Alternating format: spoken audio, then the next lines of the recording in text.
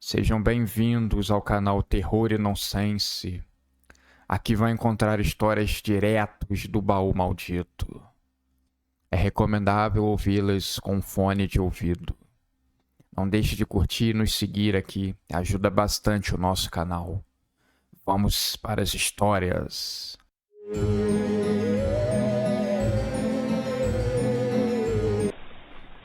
Em cada canto da cidade, as pessoas estavam tendo o mesmo sonho, ou pesadelo, dependendo da sua interpretação.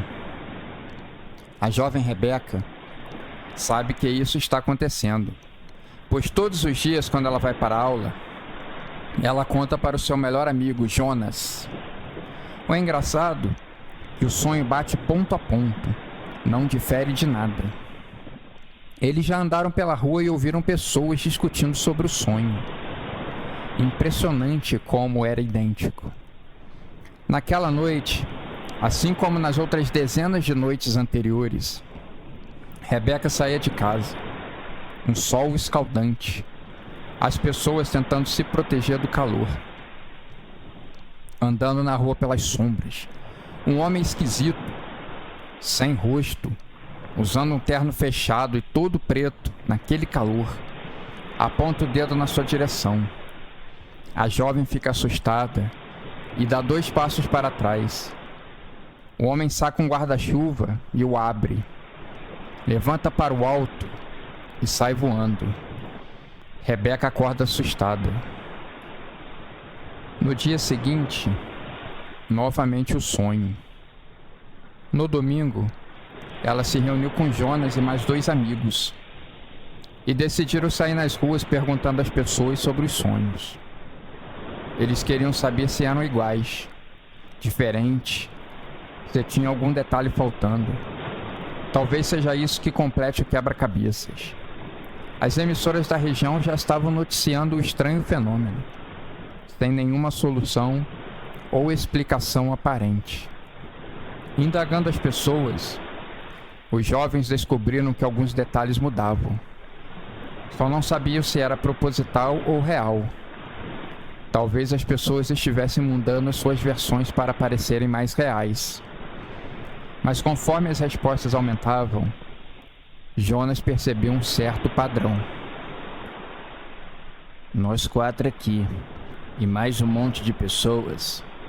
Começa o sonho saindo de casa. O sol muito quente. Aparece um homem misterioso, abre o guarda-chuvas e vai embora, como se ele não quisesse ficar no solo ou no planeta.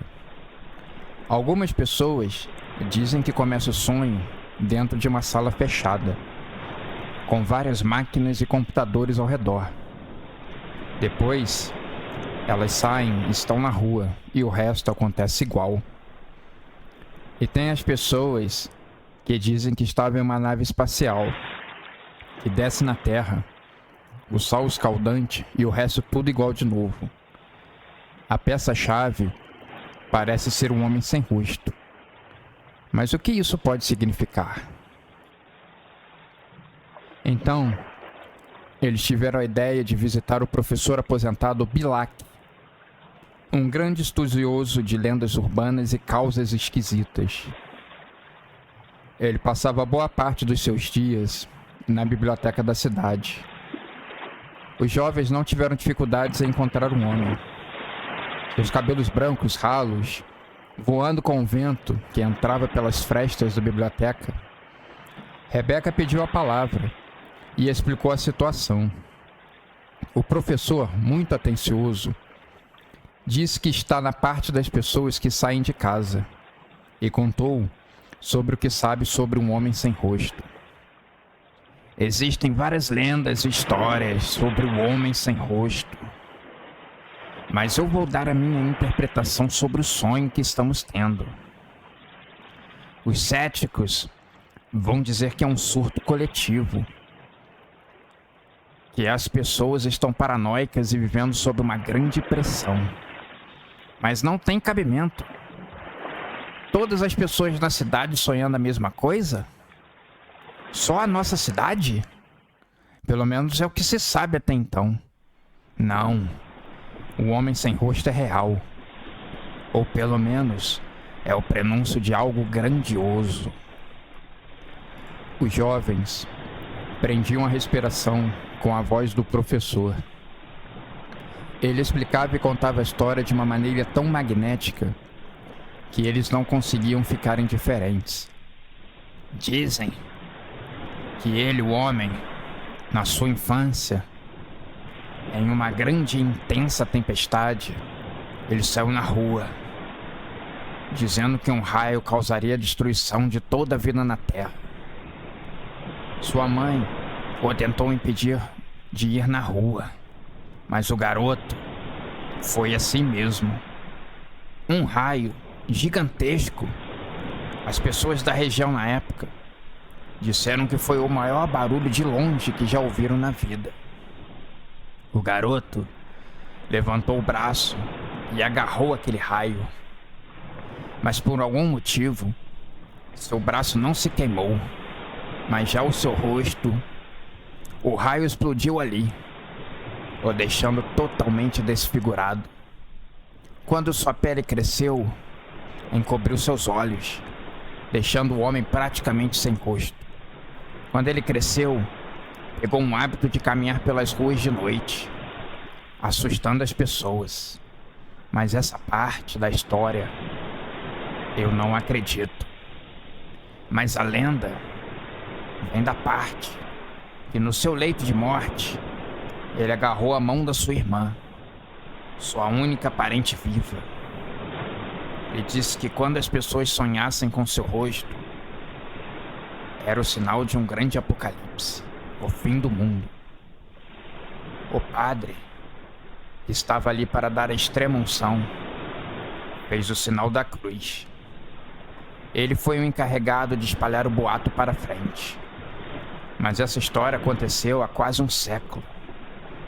Acredito que quase ninguém saiba ou esteja associando isso a uma grande catástrofe. Assim que terminou, o professor pegou o livro e se despediu dos jovens. Seu intuito era descobrir o que significava aquilo tudo. A conversa com o professor ajudou, mas fez o medo aumentar. Apocalipse? O que poderia acontecer? Rebeca se perguntava. Mais algumas noites. Estava chegando no sonho de número 100, o que costuma ser um número importante. O universo dando aviso, o prazo final chegando. Naquele dia, Rebeca, Jonas e todos que estavam acordando iam para o seu dia normal. Sair na rua, alguns para trabalhar, outros para estudar, não sabendo do grande perigo que estavam correndo. Em um determinado momento, Rebeca, andando na rua, percebeu que estava igual ao seu sonho. Suas pernas tremeram um pouco. Ela olhou para frente e viu aquele homem sem rosto a encarando. Ela pensava que se ele tivesse lábios, estaria rindo agora. Ela deu 2 passos para trás de medo, como no sonho. O homem abriu o guarda-chuva, como no sonho, e voou. Mas dessa vez era a realidade. Ela não poderia acordar. O sonho não ia terminar. Ela poderia ver o final. O guarda-chuva escondia uma presença maligna. Um enorme cometa que vinha para se chocar com a Terra. Nenhuma detecção a tempo. Nada que os humanos pudessem fazer. A bola de fogo desceu, eliminando todas as pessoas da face da Terra. Rebeca, no seu último segundo, fechou os olhos. Com a poeira que voou com toda a intensidade, depois, o calor.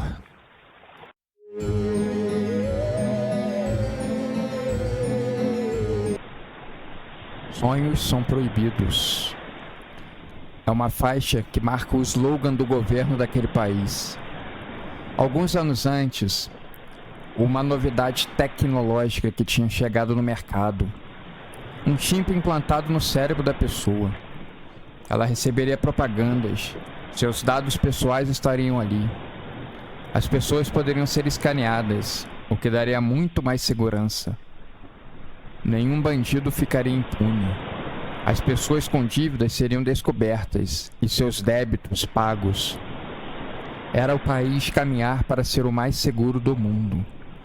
Mas de boas intenções, o inferno estava cheio. Algo sempre dá errado nessas horas. Os gênios do crime aparecem e estragam o que estava dando certo. Nos primeiros meses, o chip era opcional. Só obrigatório em bebês que nascessem, sendo por parto natural ou cesárea. Mas aos poucos, vendo que as pessoas estavam aderindo pouco, elas começaram a ser obrigadas. Se quiser viajar, tem que ter o chip. Se quiser um emprego, tem que ter o chip. Deu entrada no hospital, só seria tratado tendo chip. Era uma verdadeira imposição. Quando quase 100% da população estava com o chip, apareceu um grupo super secreto que estava invadindo a mente das pessoas, descobrindo segredos, fazendo chantagens com pessoas do alto escalão. Isso estava acontecendo. Senhas bancárias sendo roubadas, um caos completo. Mas isso, o governo conseguiu atualizações remotas e consertar algumas falhas de segurança no chip. Mas aí que residiu o problema. Talvez fosse isso que os hacks queriam. Com o chip implantado na glândula pineal, algumas pessoas tentaram remover, mas elas ficavam loucas. Começavam a ver coisas, imaginar sons e cheiros. Elas nunca mais voltaram à normalidade. Impossibilitados de tirar o chip, os hackers aproveitaram da atualização. Eles agora, ao invés de roubarem dados, eles roubavam sonhos e pesadelos. De alguma maneira, quando alguém sonhava, o seu sonho era roubado. Quando a pessoa sonhava, uma onda de energia era gerada. Antes, o ser humano não tinha como capturar isso. Hoje, o chip armazenava essa informação por um breve período. Era a brecha por onde entravam as propagandas do governo, os comerciais de produtos e etc. Essa energia, capturada, de certa forma era muito importante para alguém, por algum motivo que ninguém sabia ainda. Os hackers entravam no chip e roubavam essa energia. Um membro do governo recebeu uma ligação muito importante. Tinha acontecido mais um ataque, agora ao centro bancário do país, que tinha perdido os dados de clientes, como dívidas, créditos e tudo de mais importante. Agora, era saber se tinha alguma possibilidade de backup. Nada. O governo sabia que era a energia dos sonhos, e isso precisava ser parado. Enquanto se investigava onde as bombas de sonhos eram criadas, começou-se uma campanha proibindo as pessoas de sonharem. Era distribuído pelo governo uma pílula que impossibilitava a pessoa de ter sonhos. O governo monitoraria quem sonhasse, e a pessoa seria punida. A primeira vez seria uma multa. A segunda, uma multa muito mais pesada. A terceira vez, ela seria presa, sem direito à fiança. Então, em uma fila enorme para receber as pílulas, Dalila estava entediada, esperando a sua vez. Ligou para o seu patrão e disse que chegaria um pouco atrasada no trabalho.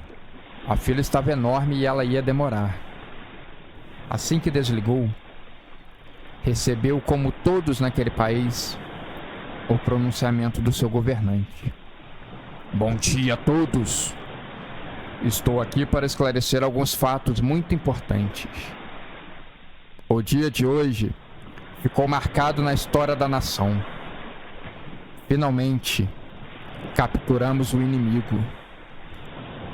O pronunciamento seguiu, contando todos os detalhes que levaram à prisão dos inimigos, junto com alguns vídeos da ação, digna de filmes premiados da ficção científica.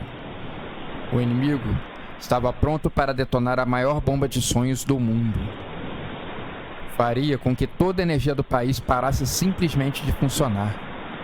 O país ficaria estagnado, parado no tempo. Seria um desastre. A máquina de roubar sonhos era real. Uma máquina engenhosa que os mais hábeis cientistas do mundo estão tentando entender o seu funcionamento. Dalila, na fila, ouvindo e vendo aquilo tudo, já sabia que de algum modo o governo destruiria aquilo tudo. Sempre que eles pensavam que estavam fazendo algo de útil, o pior acontecia. E ela sabia que dessa vez não seria diferente. Quando chegou em casa, exausta de um trabalho maçante e repetitivo, tirou a roupa, tomou um banho e quando ia deitar na cama, percebeu um silêncio e alívio na cabeça. O seu chip, por algum motivo, parecia ter parado de funcionar. Ela nem se lembrava como era essa sensação de liberdade. A luz do seu apartamento desligou. Ela correu para olhar pela janela. Todas as luzes estavam apagadas. Nenhum drone de entrega ou de vigia estava nos céus. Tudo estava no solo, desligado ou destruído.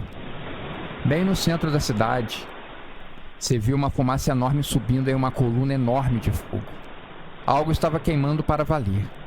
Se tivesse um novo pronunciamento, ela não ouviria. Que se dane isso tudo. E aproveitou para ir dormir. Dalila, pela primeira vez em muito tempo, sonhou. Sem o chip, a pílula não tinha função. Ela dormiu muito bem. Sonhou que estava em um campo cheio de árvores, respirando o ar puro. Sonhou com a liberdade. Sonhou que estava em um mundo que não era vigiado. O seu sonho foi uma bênção.